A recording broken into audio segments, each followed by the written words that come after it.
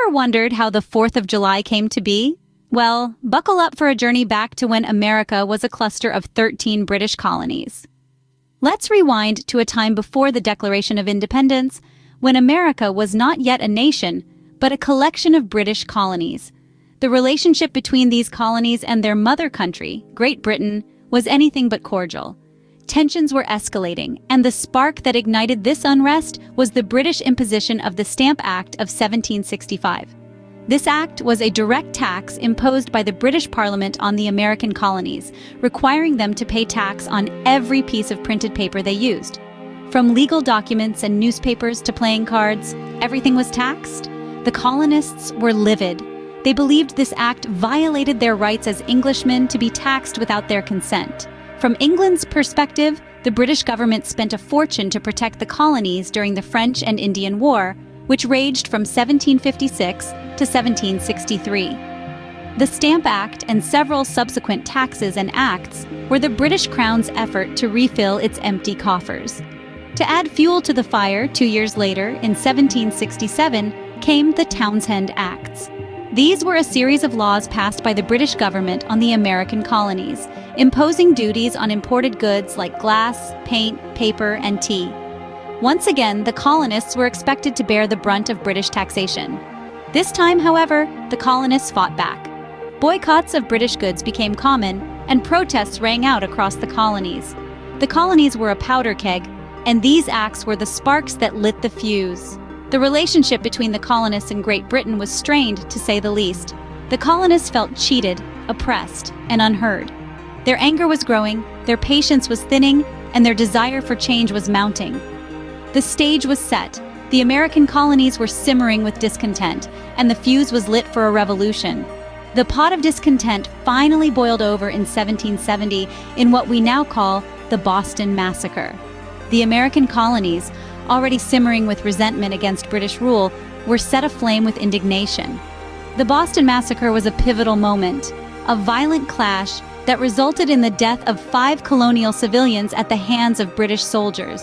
This incident was a gruesome illustration of the tension and hostility that had been brewing between the colonists and their British overlords. The Boston Massacre was not only a tragic event, but it also served as a powerful rallying cry for those who believed in the American cause. It was a stark reminder of the tyranny and oppression the colonists were fighting against, fueling their resolve and strengthening their unity. The event was widely publicized and leveraged as a propaganda tool, further spreading dissent and rebellion throughout the 13 colonies. 3 years later, in 1773, another significant event stoked the fires of the American Revolution: the Boston Tea Party. This was not a genteel gathering over cups of tea, but a bold act of defiance against the British government and its oppressive taxation policies. A group of colonists, disguised as Native Americans, boarded British ships and dumped an astonishing 342 chests of tea into Boston Harbor. This act of rebellion was a direct response to the Tea Act, which was seen by many as yet another attempt by the British to exert control over the colonies.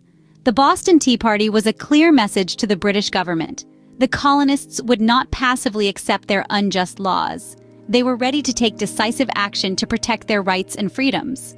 What is ironic is some of Founding Fathers disapproved of the Boston Tea Party, but that is a story for a later video. All these events set the stage for the Coercive Acts of 1774, a series of punitive measures imposed by the British in response to the Boston Tea Party. These acts only served to further alienate the American colonies, pushing them closer to the brink of revolution. With the Coercive Acts of 1774, the final nail was hammered into the coffin of British-American relations. The spark of rebellion had been ignited, and a revolution was on the horizon. The winds of change were blowing, and voices for independence grew louder, led by influential figures like Thomas Paine. As the call for independence gained momentum, one voice in particular stood out amidst the clamor: that of Thomas Paine. His groundbreaking pamphlet, Common Sense, was a veritable clarion call for independence. Written in plain language that appealed to the common man, Paine argued that it was simply common sense for the colonies to break away from British rule.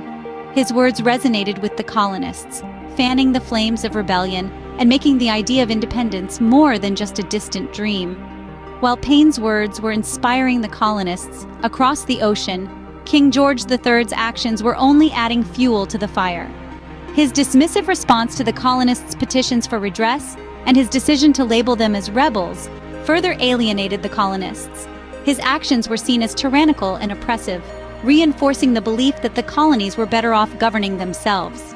Meanwhile, the outbreak of the Revolutionary War marked a turning point. The battles of Lexington and Concord, followed by the Battle of Bunker Hill, were stark reminders of the reality of the situation.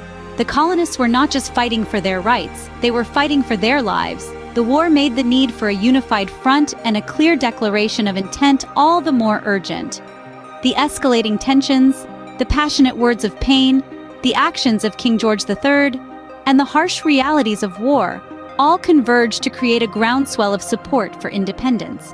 The colonists had tasted the bitter pill of oppression and tasted the sweet possibility of freedom.